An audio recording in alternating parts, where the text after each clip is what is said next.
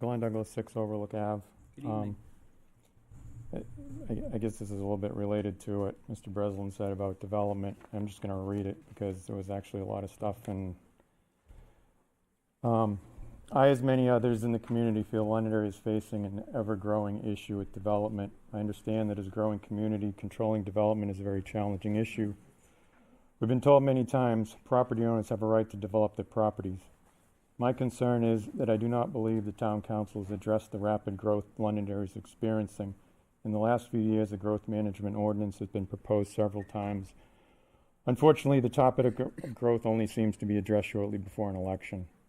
Last year at this time, it was again suggested that a growth management ordinance be studied by the council. Unfortunately, in the years since then, nothing has been done, and the council has taken very little action to investigate growth and development. What we have been told is the town needs tools to address growth and development. In the past, the town used impact fees to offset the cost of infrastructure caused by new development in town. Impact fees were assessed on new construction and paid to the town. Those fees could be used to offset infrastructure needed in the town. Recently, a video put out by town council candidate John Farrell discussed impact fees. In the video, Mr. Farrell stated that the town no longer uses impact fees because they require matching funds. In lieu of impact fees, the town has chosen to use development agreements, which he claims are much more beneficial to the town. It was stated that if we, quote, get $1 million, we need to find $1 million, implying that matching funds were required for impact fees. When I heard this, I was surprised because I don't recall matching fees being required in the past, so I did what most people do, consulted Google. I Googled matching funds for impact fees in New Hampshire. I could find virtually no information that required matching funds. I reached out to several people in town, and no one could call matching funds in the past.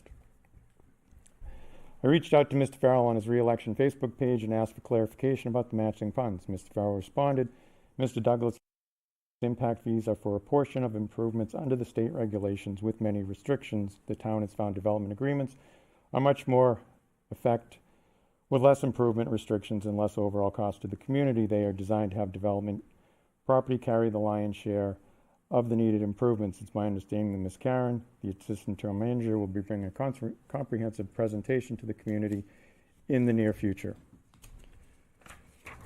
Unfortunately, that really didn't answer my question. I asked what matching funds are required for impact fees. I then reached out to Christine Perez, who had asked about impact fees at a recent town council meeting, if she had any information about the required matching funds. Ms. Perez reached out to several people. Brody Duchess, New Hampshire Municipal Association, Diane Power, Chairman of the Municipal and County Government, David Scanlon, Secretary of State, Noah Hodgetts, Office of Planning and Development, New Hampshire Economy, Heather Shank, New Hampshire State Senior Planner. All of these individuals stated that impact fees do not require matching funds. I also contacted Kelly Karen, the Assistant Town Manager, Director of Economic Development. I asked for all the development agreements for the projects currently under construction in the town and was sent the agreement for Woodmont Commons.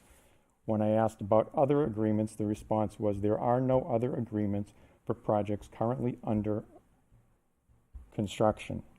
I responded to the assistant town manager and asked for all previous agreements. Last Thursday, as of today, I have not received any. My question is, if development agreements are used in lieu of impact fees, how is it that we only have one agreement with one development in town? I'd also like to address something else that was brought up in the video that was stated. It was stated that the reason Mr. Farrell ran for town council was that he got a phone call from Art Rugg, the planning board chairman, asking him to meet with the developers of Woodmont.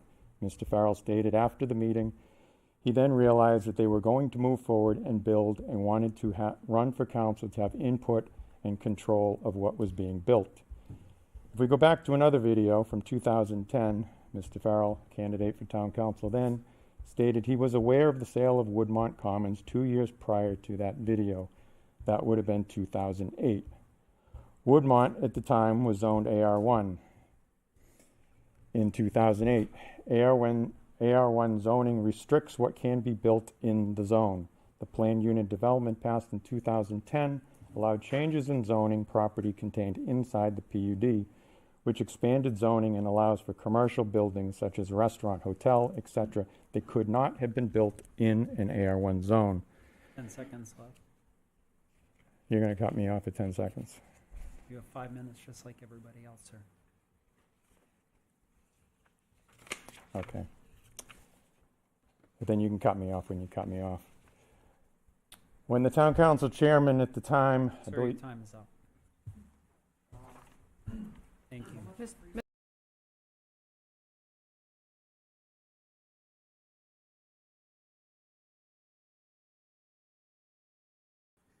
All right, with that, I'll close public comment. I'll accept the motion as you were. If you wouldn't Yeah, mind. go ahead, Mr. Farrell. There's a whole discussion here about impact fees, just in transparency. State law says portions of impact fees with restrictions. Yes, Ms. Karen and I have been talking for several months about impact fees. And she's working, she has it on our list of things to do. The impression that I'm an expert at impact fees, I'm not an expert at impact fees. What we know is they didn't work for us. So we moved to development agreements. To make it very simple, she's going to come back to the future town council with recommendations of what to do. Why have I been talking to her about that for months? Because people keep coming in here with misinformation about impact fees. That's why. So we can make whatever claims we made about whatever I wrote on my election page and say whatever it is we're going to say, but Miss Karen is the expert. She's going to come back with recommendations to the council, not John Farrell. John Farrell just read what state law said. A portion of the impact fees can be used, a portion. There's different ways, there's different ordinances, there's different laws. Yes, there are things where you can create laws where you can have funds that do certain things, yes. But she's the expert, not me, never claimed to be. That's what that's all about. So thank you. Thank you.